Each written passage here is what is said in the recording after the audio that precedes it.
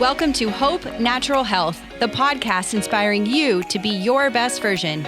Join me, your host, Dr. Erin, naturopathic doctor, dog mom, cancer survivor, and girl boss weekly as we discuss all things health, hormones, and happiness with a little side of this thing called life.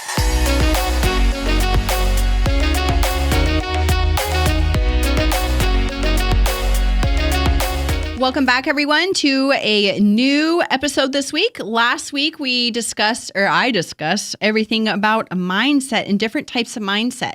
So if you missed that and need a little support with your mindset, I highly recommend you take a listen to that.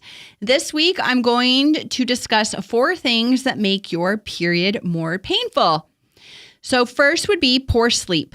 Sleep is the backbone to optimal health. And if we aren't giving our body the rest it deserves, it can't do what it needs to do while we sleep. Poor sleep also increases stress, which increases inflammation, which increases period pain. So let me repeat that.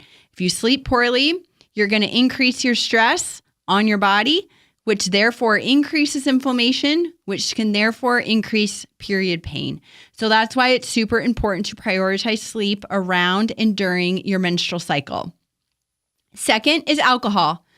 If you have a drink here and there, that's fine, but really try to avoid alcohol around your period, as alcohol dehydrates you and also depletes us of magnesium, which are both very helpful in reducing PMS and period pain. Alcohol also can increase inflammation, which goes back to what we just discussed about poor sleep, that therefore can increase our period pain. Third would be sugar. Sugar really is the devil, but it's so good, right? But it wreaks so much havoc on our hormones.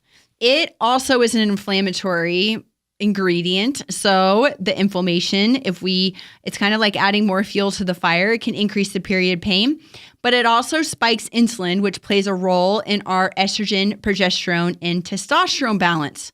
So if these hormones aren't balanced, hello PMS, hello period pain, and just making Aunt Flo miserable. And last would be stress. I think I probably talk about stress on every single podcast because it truly is the underlying cause of so many things going on in our body. But again, who isn't stressed? And if you say that you're not, I don't believe you. We all have some stress. It's just, how do we manage the stress? So as we entered this new year, it would be interesting for you to think about your last 2 menstrual cycles, because typically those are a little bit more painful or off, maybe a little bit longer, or maybe even shorter than normal because of the holidays.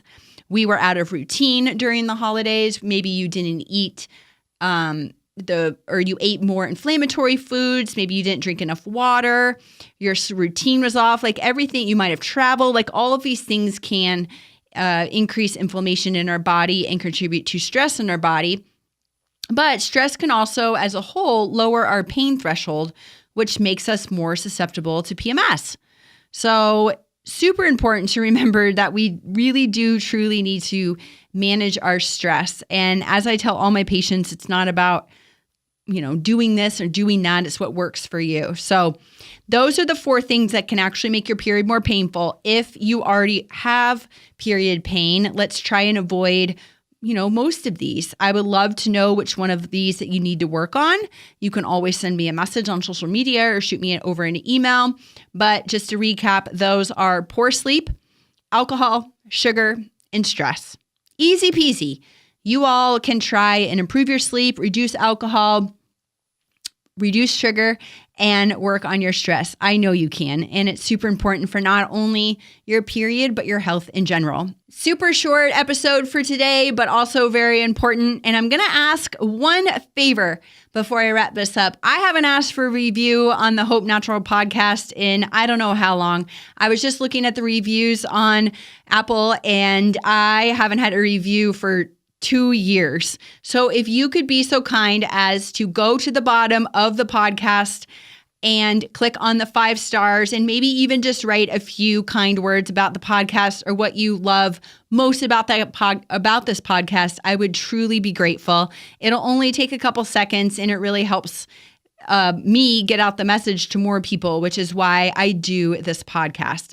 So stop what you're doing, hit pause on this, go down to the bottom of the podcast, hit the 5 stars, and then maybe write a few short comments about why you love the podcast so much. I would truly be grateful. I look forward to seeing you all again next week. Have a wonderful week.